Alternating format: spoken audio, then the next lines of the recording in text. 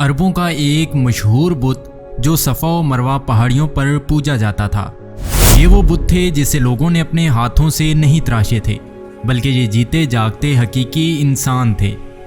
انہوں نے خانہ کعبہ کے اندر ایسا کیا جرم کیا تھا جس کی وجہ سے اللہ نے انہیں ایسا خوفناک عذاب دیا جو آنے والوں کے لیے عبرت کا نشان بن گیا۔ جب سے خانہ کعبہ تعمیر ہوا تب سے لے کر اب تک جس نے بھی بیت اللہ کی بے حرمتی کی یا بے حرمتی کرنے کی کوشش کی تو اللہ نے ان کا وہ حشر کیا کہ رہتی دنیا تک عبرت کا نشان بن کر رہ گئے، پھر چاہے وہ دنیا کا طاقتور بادشاہ ابروہا اور اس کے ہاتھیوں کا لشکر ہی کیوں نہ ہو۔ اس کے علاوہ تاریخ میں کئی ایسے واقعات ملتے ہیں کہ جنہوں نے کعبہ شریف کی بے حرمتی کی اور ان کو اللہ نے دردناک عذاب دے کر تباہ کر دیا۔ اس کی ایک مثال اصاف و نائلہ ہے۔ اصاف بن یالا اور نائلہ بنت زید دراصل قبیلہ بنی جرہم کے ایک مرد و زن تھے۔ نائلہ ایک خوبصورت اور حسین لڑکی تھی جو اپنے قبیلہ میں یمن کے کسی علاقے میں رہا کرتی تھی۔ یہ خوبصورت حسینہ قبیلہ بنی جرہم میں اپنی حسن کی نمائش کیا کرتی تھی۔ وہ فاحش لباس پہن کر گھر سے نکلتی تھی اور قبیلہ کے نوجوان اس کے پیچھے پیچھے چلتے تھے۔ ہر کوئی اس سے تعلقات کا خواہش مند تھا۔ انہی لوگوں میں قبیلے کے سردار کا بیٹا بھی شامل تھا جس کا نام تھا اصاف بن یالا۔ اصاف اور نائلہ آپس میں محبت کر بیٹھے اور یہ محبت بہت ہی جلد خباثت میں بدل گئی۔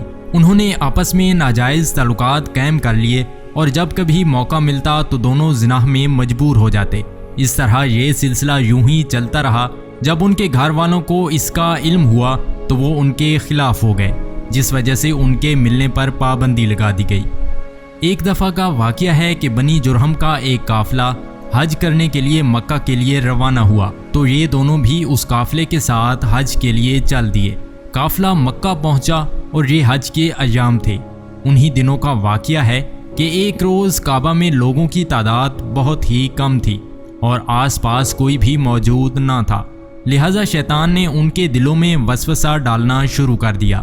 وہ دونوں خانہ کعبہ میں داخل ہو گئے اور اس تنہائی کے عالم میں زنا کرنے لگے۔ ان کے اس خباثت اور کعبہ کی بے حرمتی پر زمین اور آسمان کانپ اٹھا، سمندر کی موجیں جوش مارنے لگیں اور اللہ کی طرف سے عذاب نازل ہو گیا۔ ہوا یوں کہ جب وہ خانہ کعبہ کے اندر بدفعلی کر رہے تھے تو اسی وقت ان کی روحیں قبض کر لی گئی اور ان کے گوشت پوشت کے جسم پتھر کے بنتے چلے گئے۔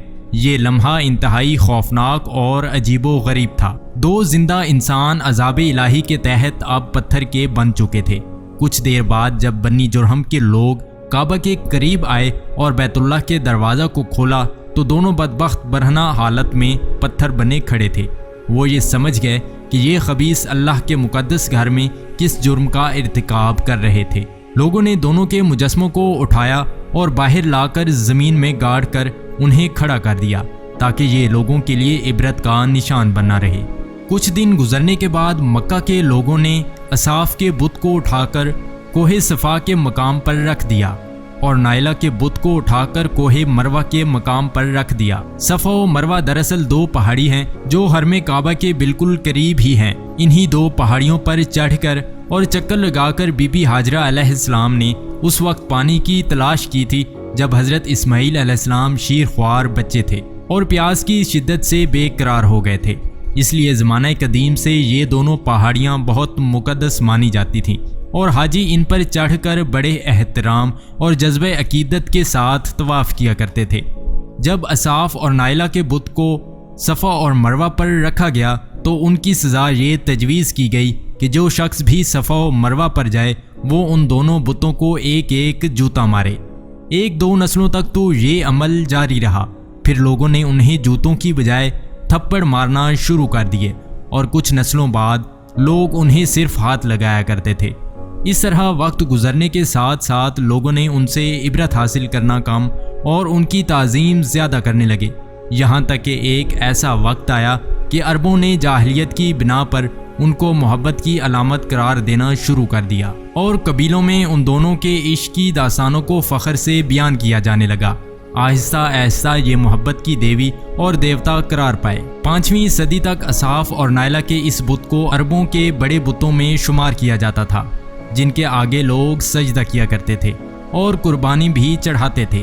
حضرت زید بن حارث رضی اللہ تعالیٰ عنہ فرماتے ہیں کہ زمانہ جاہلیت میں جب مشرکین مکہ بیت اللہ کا طواف کرتے تھے تو اصاف و نائلہ کے اس بت کو چھوتے تھے۔ میں ایک دفعہ رسول اللہ صلی اللہ علیہ وآلہ وسلم کے ساتھ بیت اللہ کا طواف کر رہا تھا، لہٰذا جب میں نے ان بتوں کے پاس سے گزرا تو ان کو چھوا۔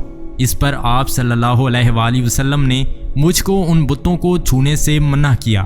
میں نے اپنے دل میں کہا کہ دیکھوں تو صحیح کہ چھونے سے ہوتا کیا ہے، اس لیے دوبارہ ان کو چھوا۔ آپ صلی اللہ علیہ وآلہ وسلم نے دوبارہ ذرا سختی سے منع کرتے ہوئے فرمایا، کیا تم کو منع نہیں کیا تھا؟ حضرت زید بن حارث فرماتے ہیں کہ اللہ تعالیٰ کی قسم اس کے بعد کبھی کسی بت کو میں نے ہاتھ نہیں لگایا، اور قسم کھا کر کہتا ہوں کہ نبی کریم صلی اللہ علیہ وآلہ وسلم نے کبھی بھی کسی بت کو نہیں چھوا تھا، یہاں تک کہ اللہ تعالیٰ نے آپ کو نبوت عطا فرما دی اور آپ پر وحی نازل ہونے لگی۔ ایک دن رجد و ہدایت کا ایک سورج طلوع ہوا جس سے یہ پورا خطہ جگمگا اٹھا۔ حضور پاک صلی اللہ علیہ وآلہ وسلم نبوت کے عہدے پر فائز ہوئے۔ آپ صلی اللہ علیہ وآلہ وسلم نے دعوت و تبلیغ کا کام شروع کیا۔ 10 ہجری میں جب اللہ نے عرب میں دین اسلام کو غالب کیا اور محمد صلی اللہ علیہ وآلہ وسلم نے مکہ فتح کیا تو آپ صلی اللہ علیہ وآلہ وسلم فتح کے بعد حرم شریف میں داخل ہوئے اور آپ نے اپنے بھائی حضرت علی کے ساتھ مل کر تمام چھوٹے بڑے بتوں کو توڑ ڈالا۔ آپ بت توڑتے جاتے اور یہ فرماتے جاتے کہ حق آ گیا اور باطل مٹ گیا، بے شک باطل نے مٹ جانا ہی تھا، یہاں تک کہ خانہ کعبہ تمام بتوں سے پاک ہو گیا۔ پھر آپ صفا اور مروہ پر تشریف لے گئے اور اصاف و نائلہ کے اس بت کو اپنے مقدس ہاتھوں سے توڑ ڈالے۔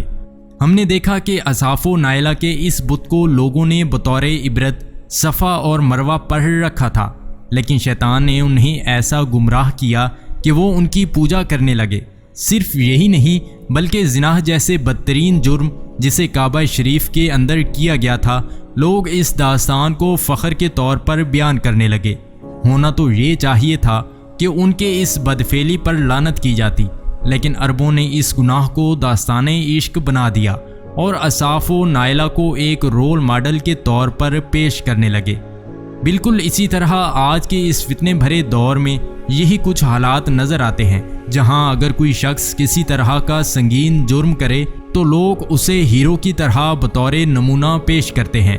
فریڈم، آزادی خیال اور لبرلزم کے نام پر ہر طرح کی خباثت اور برائی کو خوبصورت انداز میں پیش کر کے اس کی بھرپور تائید کی جاتی ہے۔ اللہ رب العزت سے دعا ہے کہ اللہ ہمیں ہر قسم کی برائیوں اور فتنوں سے محفوظ رکھے اور شیطان لعین کے وسوسوں اور چالوں سے محفوظ فرمائے۔ اگر ویڈیو پسند آئی ہے تو ویڈیو کو ایک لائک اور چینل کو سبسکرائب کرنا مت بھولیے گا۔ ملتے ہیں ایک اور ویڈیو میں، تب تک کے لیے اپنا بہت سارا خیال رکھیے گا۔ اللہ حافظ۔